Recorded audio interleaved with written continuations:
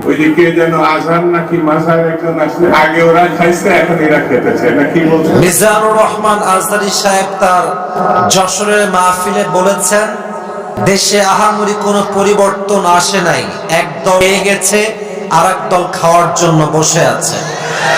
আপনারা বলেন উনি কি কথাটা ভুল বলেছেন না ঠিক বলেছেন? আপনারা বাঘের মতো আমাকে উত্তর দিবেন আওয়াজ করে। প্রিয় কলিজার টুকরা রংপুরের ভাই, আজহারী সাহেব কি কোন দলের নাম উল্লেখ করেছিলেন? আস্তে কথা বললেন। কোন দলের নাম বলেছেন? কোন ব্যক্তির নাম মেনশন করেছেন? উনি জাস্ট বলেছেন একদল খেয়ে গেছে আর একদল খাওয়ার জন্য বসে আছে, এতেই কিছু লোকের গায়ে আগুন জ্বলে গেছে। আমরা কোন দলের নাম উল্লেখ করি না। আচ্ছা, মনে করেন যে আজহারী সাহেব কোন দলের নাম উল্লেখ করেই ফেলেছেন, কোন দলের নাম এক্স্যাক্টলি মেনশন করেছেন, তো আমাদের কি জনগণ হিসেবে বাক স্বাধীনতা নেই? বলেন সবাই, আছে না নাই?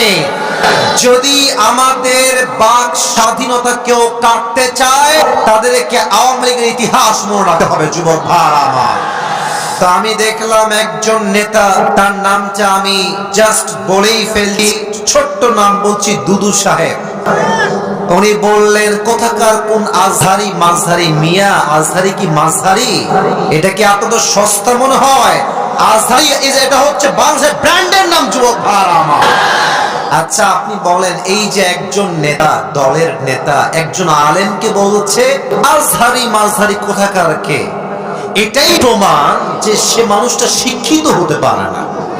একজন শিক্ষিত মানুষ আলেমকে কথা বলবে পরিপূর্ণ শ্রদ্ধার সাথে, সম্মানের সাথে। রংপুরের ভাই আমার, আচ্ছা আপনি আমাকে বুঝায় বলেন, মনে করেন যে আজহারী সাহেব কোন একটা কথা ভুলই বলেছেন, আমরা কারো অন্ধভক্ত নই, আমরা অন্ধভক্ত নই, ভুল ভুল ঠিক আছে, আপনি দ্বিমত পোষণ করবেন, এটার তো একটা আদব আছে।